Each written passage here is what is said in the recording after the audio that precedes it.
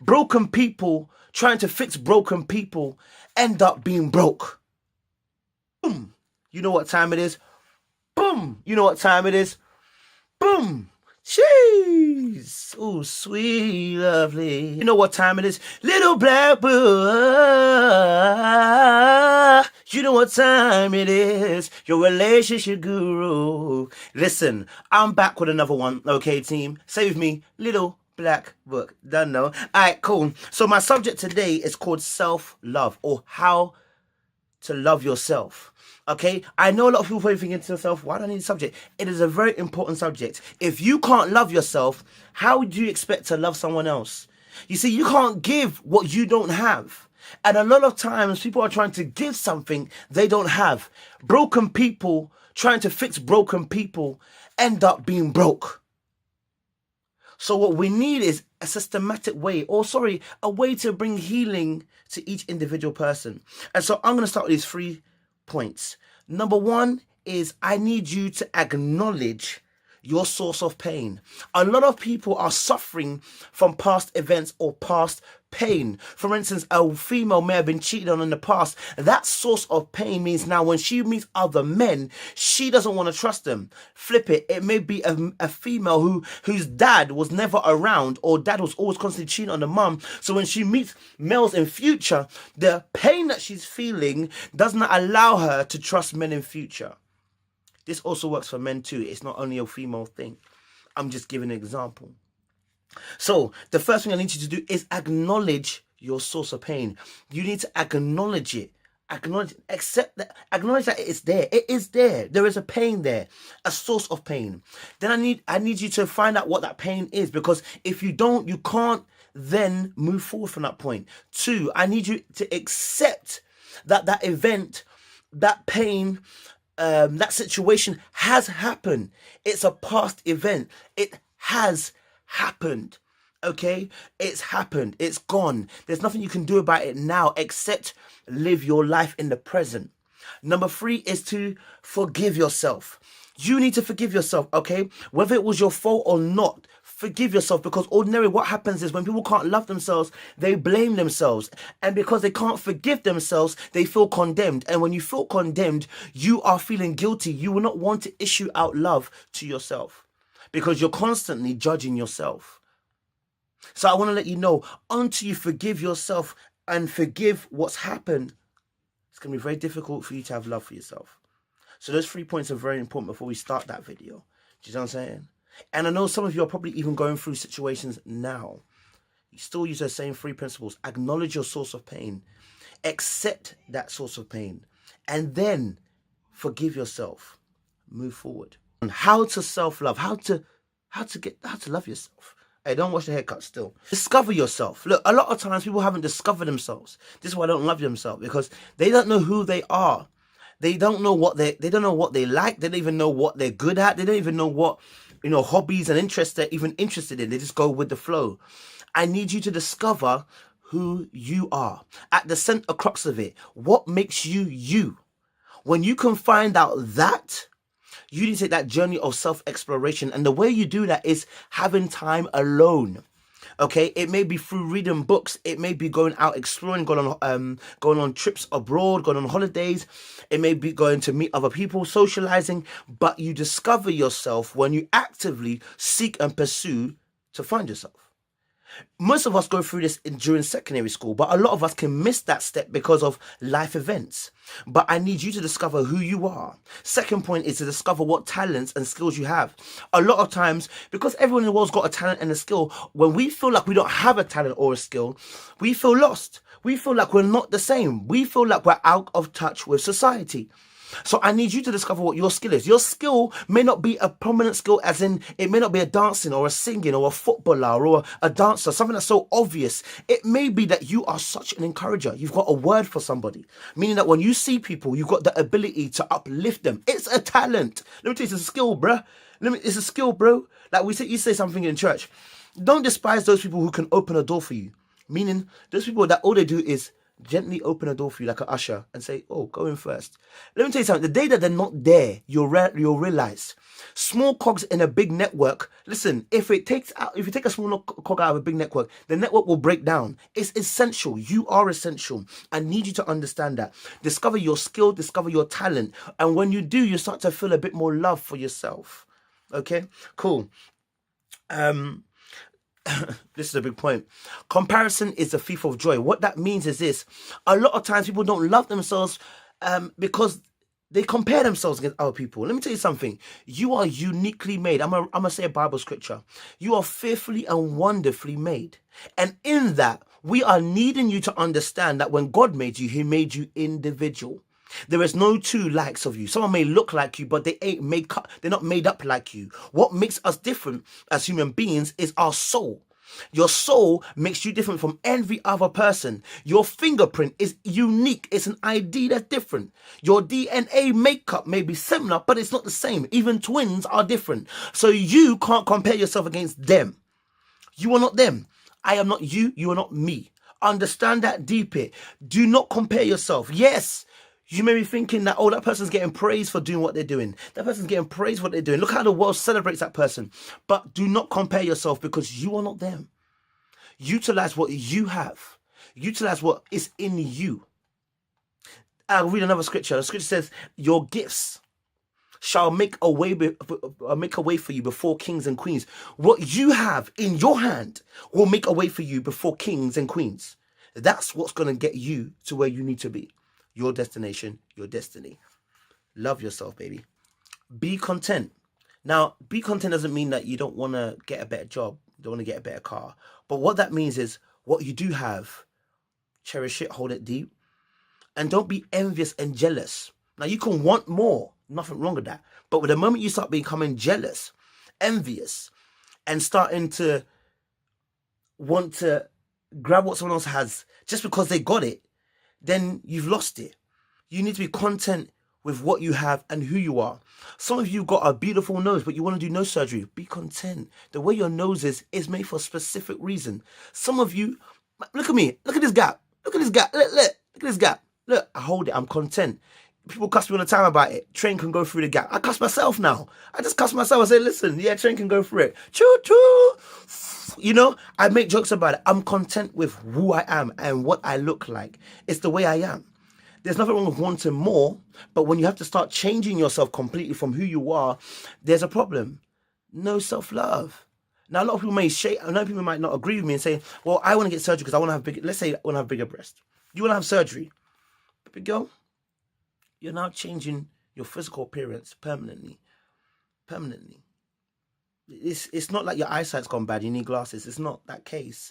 You want to change yourself. Why? Because this is that chest where it's not as bouncy, as perky as someone else, isn't recognizable in the world, or society, so I should say. But then society dictates to you who you should be and what you should like. Then that means really and truly, you're not the author and the sovereign person of you. You are dictated to by someone else. Self-love means that you are sovereign over yourself, that you don't need the world to tell you how you are or who you are. You know who you are. You have to love who you are. Be content with who you are. You are beautiful. Look, I'm being real, man. Stick to your principles. I need you to understand, listen, every human being, Christian or not, of a particular faith or not, has their own set of particular morals. When you break your own morals, you suffer. Because when you have your own morals and you betray yourself, you suffer. Because you know you've betrayed yourself. And if you can't even live up to your own morals, that means who can you trust? You can't even trust yourself. So I need you, when you say that, listen, this is my morals and I'm sticking to it, stick to those morals. Because when you do, it erodes your love for yourself. The reason why you have those morals is because you love yourself. And I'm not talking about all morals, because certain morals, people like say, I don't date black people or I don't date white people. That's not a moral. That's a prejudice. That's a preference, okay? That's not a moral. But to say, okay, look, I'm going to treat people nicely, and then you don't treat that person nicely, then you go against yourself. And when you betray yourself, then you get hurt. Because you know that even you couldn't even live up to your own standard. And that hurts. So love yourself by following your own morals and rules. Do you get it? What you've laid down as a marker for yourself, follow them, because if you don't, you betray yourself, and that hurts. There's nothing more painful in love than betraying somebody. So if you betray yourself, it's painful. If you do break your own rules or principles, forgive yourself. Forgive yourself and say, listen, I'm setting my stall again, and I'm saying, this is where I want it to be. I'm setting my stall here again. And I really want to push this, especially towards females, because females will have a standard, a type of man that they, type of men that they don't want to be with, and then they end up being with a type of guy they don't really want to be with, breaking their own morals and standards, and then it fails, and then they feel absolutely shondock, broken, finished, and they feel like they can't love themselves. I need you to forgive yourself. Accept it. Acknowledge the pain. Accept it. Forgive yourself. Be yourself. How you are is beautiful. If you start changing yourself to be around other people, you're going to hurt yourself, because really and truly, you can't be fake. You can't be fake, because eventually your true nature will come out. So if you try to confine yourself, you'll find yourself in pain, because you've constricted yourself. You've restricted how you are. So you need to love yourself by being yourself. If you're quirky, you're weird, you're funny, that's fine. Society may call you weird, that's fine. Get down to the nitty-gritty of it. At the end of the day, you are who you are. Being weird, everybody's weird. Everybody's weird. In their mind, everybody is weird. They've got weird thoughts. Let me tell you something. I don't even talk about my weird thoughts. Just be yourself, man. You know what I mean? Just be yourself. Discover your makeup, your psychological makeup. I recently found out about the 4 temperaments, and I found out about Belbin analysis and all that kind of thing. I remember from business, but it's psychological analysis. When you begin to understand those things, you start to realize, this is my psychological makeup, and this is my psychological makeup. Here are my weaknesses. Here are my strengths. Here's what I can work on. Here's what I am already good at and I can improve on. When you start to realize your strengths and weaknesses, you don't betray yourself as much. Okay, your weakness is procrastination. For instance, mine.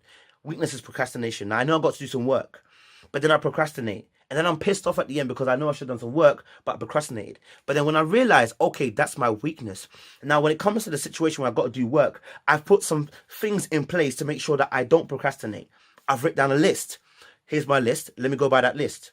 Now, I should have filmed this video yesterday. I was procrastinating. I was watching videos. I was a little bit annoyed, but I got up in the morning and said, listen, I can change that. I can get straight after I wake up and get on these videos and start doing it. So what I told myself is, I'm going to overcome my weakness.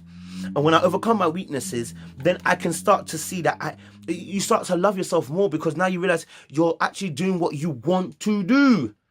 People don't love themselves because when they do things they don't want to do, they start to feel betrayed. So find out your 4 temperaments. I can't remember who's by. Is it Zhao Young or Carl Young or something like that?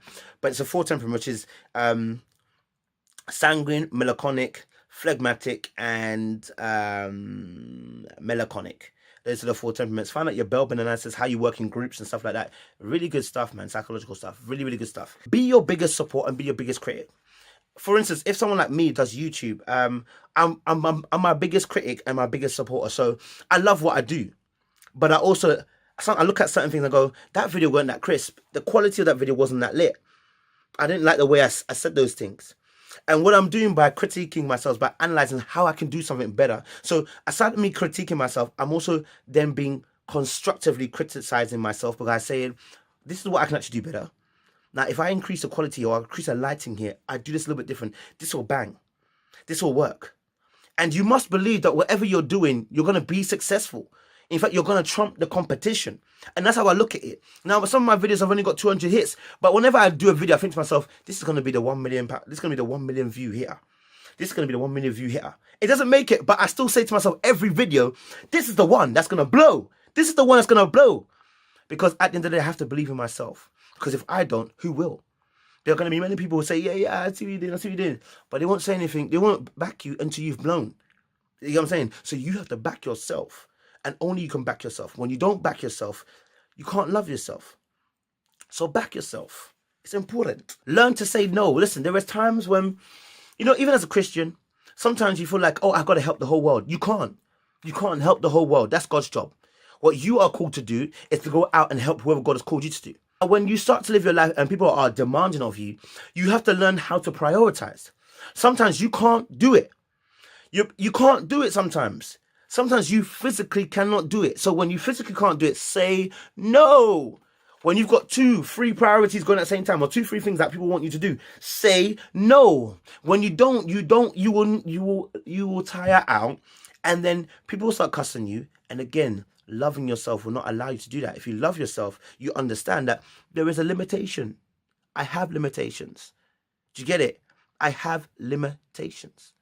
To get it? Cool. So, last one, especially as a male, discover your purpose. What is your purpose on earth? What is your purpose? When you find your purpose on earth, you begin to love yourself, because now you're discovering who you are. Who am I? What was I placed on this earth to do? A bit similar, like I said about the talents. It's the same kind of thing. Discover who you are. When you do, you can begin to love yourself. And it's important to love yourself, because if you don't, no one ain't gonna do it for you. And you can't give out what you don't have. Listen, that's me. Little Black Book. Little Black Book. Relationship guru. My little Black Book team, I appreciate you. Love, you know what I'm saying? So like, share, subscribe to the ting, man. You already know what it is. Deuces. How she got me doing things I'll never do.